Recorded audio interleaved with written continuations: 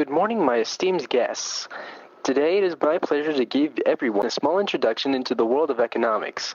Today we will study the impact rising prices, or inflation, has on the Chinese people.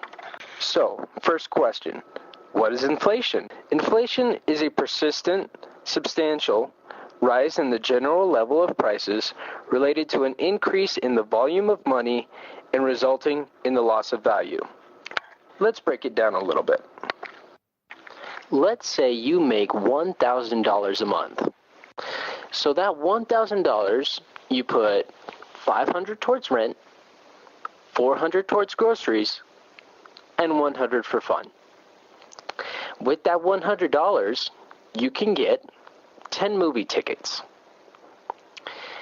Now, because of inflation, you just got a raise. You now get $1,500 a month. What happens with that money? Because of inflation, the worth of money goes down. Therefore, the price of products increases.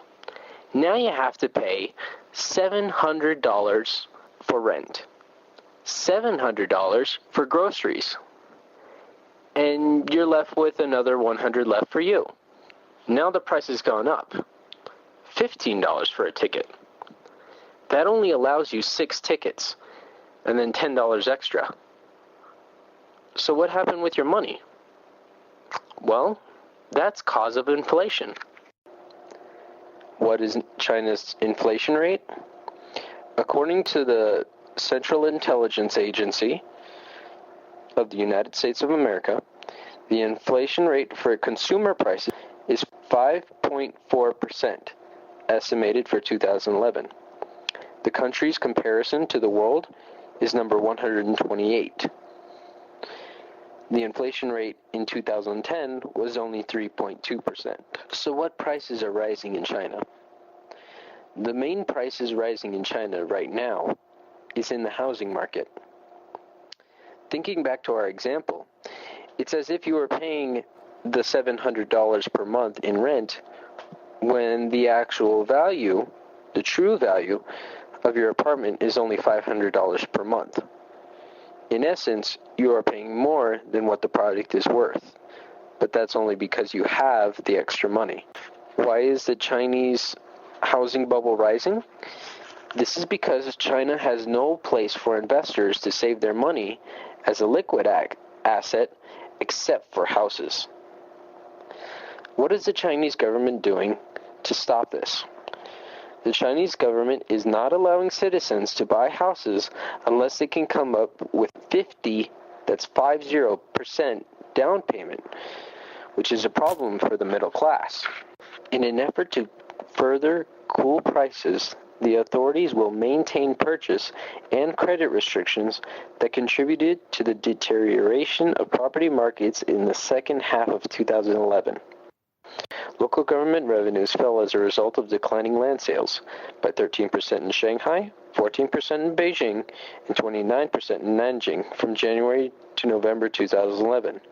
Compared with the same period in 2010, fear of local government defaults and a general property rout may induce the central authorities to ease restrictions.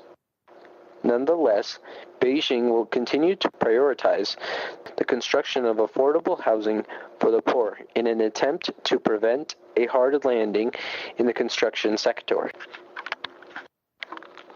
Just for an example of what would happen if the housing market popped, the price of a property would significantly decrease. Thus, those members of society who bought a house at, let's just say, 1 million yuan, would therefore only have a property worth 500,000 yuan, half the price. That means they receive half the value for their purchase. That means they lose half the money they invested into their house. What other items are increasing as a result of inflation? Another group of items would be food. The price of food is going up exponentially. The quality of food for the lower class is getting worse at the same time. In a study by the Chinese Academy of Social Sciences done in 2006, many nutrients intake of the low-income group has not yet reached the recommended dietary allowances. The nutrition disparity between the urban and rural residents and between the people living in different regions is growing. Food inflation can lead to starvation because those who need the food cannot afford it. The National Bureau of Statistics, a China entity, showed that food inflation slowed to 8.8% from 11.9% in October of 2011. The prices of pork, a major component of Chinese food price basket, climbed 26.5% from a year earlier, but slower than 38.9% in October. So what's happening with the Chinese food market? Well, you remember when you had $1,000 a month and you gained an extra $500 a month? Well, your grocery prices increased. Basically, it's the same thing with China, except they're looking at starvation. Here are a couple other quick notes I wanted to give you of this topic. The income gap between urban and rural residents in China in 2011, the urban residents used per capita disposable income, while that of rural residents used per capita net income. Here's a big reason why I believe that China is playing with their numbers to give the world a different view of its own situation. The definition of permanent rural population refer members of households staying away from the residence for over 6 months but keeping in close economic relation with the household by sending the majority of income to the household are also regarded as permanent residents of a household.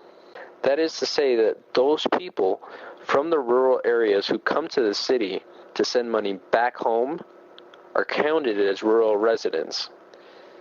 This is not a good reflection of the income of the actual rural residents.